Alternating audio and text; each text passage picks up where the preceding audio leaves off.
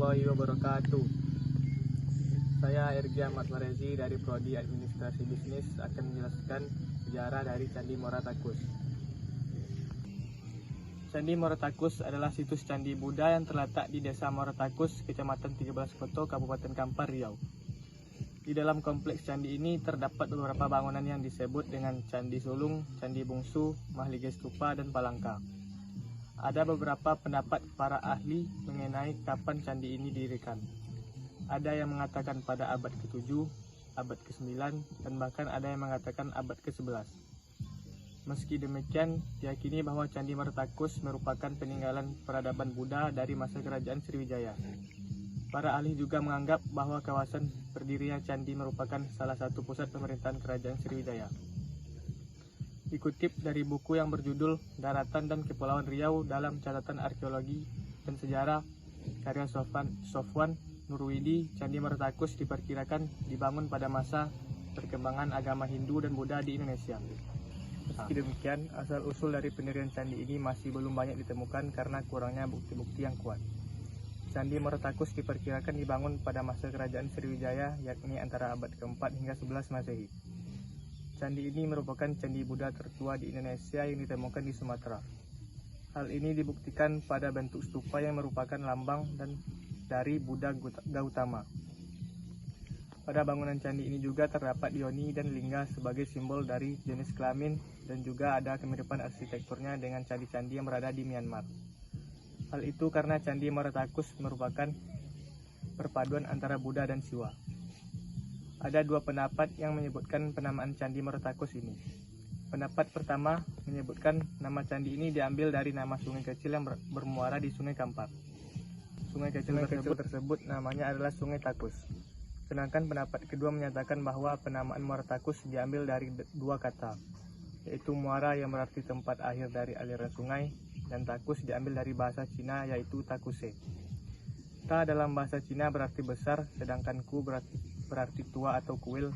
Maka secara keseluruhan Muara Takus memiliki makna sebuah kuil atau candi yang tua, besar, dan berada di muara sungai. Apabila dilihat dari bentuk dan struktur Candi Muara Takus yang berupa stupa, candi ini diperkirakan digunakan sebagai tempat peribadatan dan ritual dari umat Buddha saat itu, terutama Buddha Mahayana. Candi Muara Takus dibagi menjadi beberapa bagian, yakni Candi Mahligai, Candi Sulung, Candi Bungsu, dan Candi Palangka.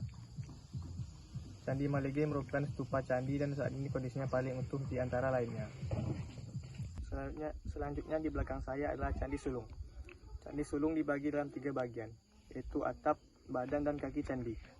Pada bagian kaki dibagi lagi menjadi 2, di mana yang bagian pertama memiliki tinggi 2,37 meter. Sedangkan pada bagian kedua kaki candi memiliki tinggi 1,98 meter. Pada bagian timur candi terdapat tangga yang lebarnya 4 meter. Dan bagian barat juga ada tangga yang lebarnya 3,8 meter, dengan dijaga patung singa. Candi Sulung diperkirakan berbentuk lingkaran dengan diameter sekitar 7 meter dan tinggi 2,5 meter. Candi ini memiliki pondasi persegi panjang dengan ukuran 31,65 meter kali 20,20 meter dan memiliki 36 sisi. Adapun pada bagian atas candi sudah rusak yang dulunya diperkirakan berbentuk bundaran Candi Sulung dengan menggunakan batu pasir dan batu cetakan.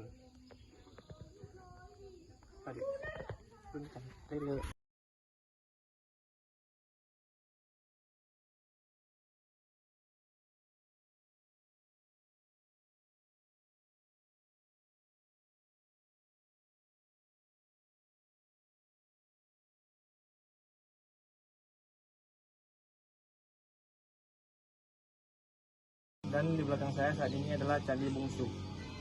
Candi Bungsu terbuat dari batu bata merah dengan panjang 13,2 meter dan lebarnya 16,2 meter.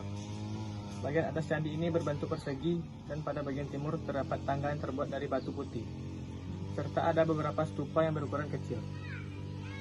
Pembangunan Candi Bungsu menggunakan batu bata dan batu pasir. Bagian utara candi dibuat dengan batu pasir, sedangkan bagian selatan dibuat dengan batu bata. Diperkirakan candi ini pada awalnya dibangun dengan menggunakan batu pasir, akan tetapi setelah itu dibangun ulang dengan batu bata.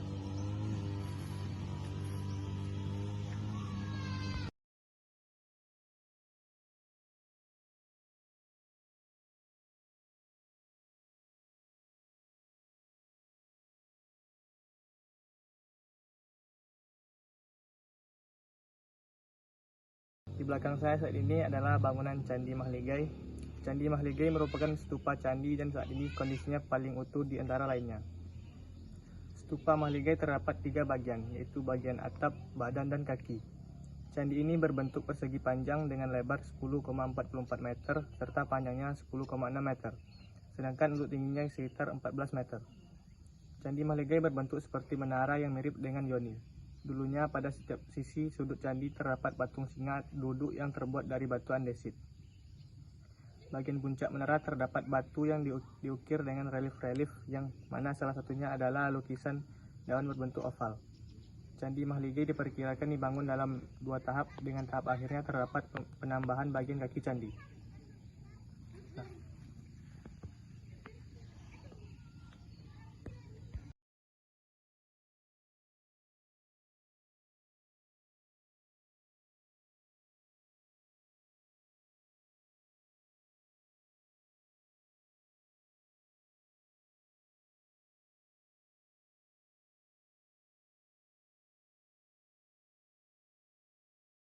Dan di belakang saya ini adalah bagian terakhir dari Candi Martakus, yaitu Candi Palangka.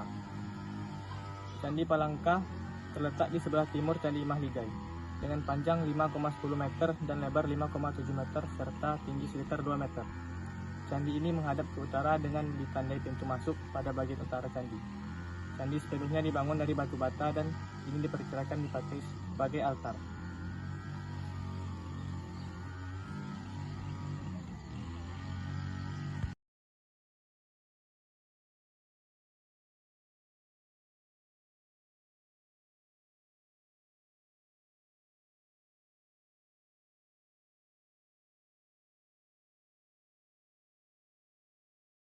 Candi Martakus pertama kali ditemukan pada tahun 1860 oleh seorang arkeolog bernama Cornet de Groot dari Belanda.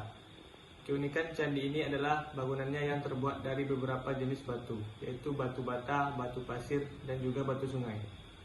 Candi ini juga dikelilingi oleh bangunan semacam pagar tembok yang terbuat dari batu bata berukuran cukup besar. Para ahli mengatakan bahwa batuan yang dipakai untuk membangun Candi Martakus ini berasal dari tanah di sebuah desa di dekat candi yang bernama Pongkai. Batu bata ini diambil dari desa Pongkai yang jaraknya sekitar 6 km. Dalam bahasa Cina, kata Pong artinya lubang, sedangkan kata Kai mempunyai arti tanah.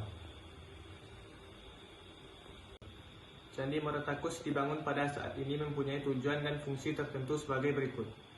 Dulunya masyarakat Riau meyakini bahwa Candi Peninggalan Sriwijaya ini sempat dijadikan sebagai pusat peradaban dan tempat untuk ritual keagamaan pada masa kerajaan tersebut. Candi Martakus diyakini sebagai asal atau pusat adat dari pemerintahan Andiko Nan 44. Hingga kini candi ini lebih difungsikan sebagai objek wisata sejarah, sedangkan fungsinya sebagai tempat ibadah tersebut tidak lagi berlaku secara formal. Diperoleh dari salah satu sumber atau laman ada sebuah cerita dalam buku yang berjudul The Forgotten Kingdoms in Sumatra milik Dr. F.M. Skritter pada 1939. Sang penulis pernah menyaksikan gerombolan gajah yang berjarah ke candi tersebut di tahun 1935.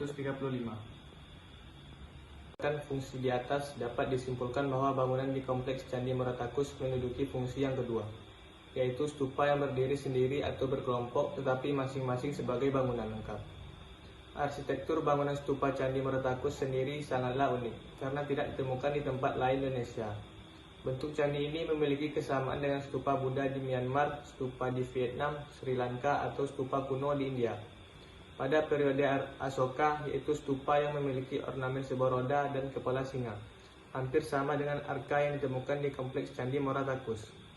Patung singa sendiri secara filosofis merupakan unsur hiasan candi yang melambangkan aspek baik yang dapat mengalahkan aspek jahat atau aspek terang yang dapat mengalahkan aspek jahat.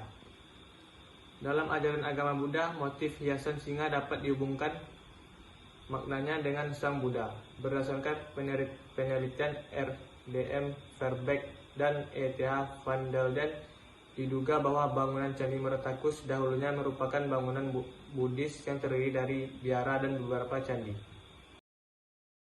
Itulah tadi sejarah singkat dari Candi Martakus. Saya Ergi Ahmad Marezi. Sekian. Assalamualaikum warahmatullahi wabarakatuh.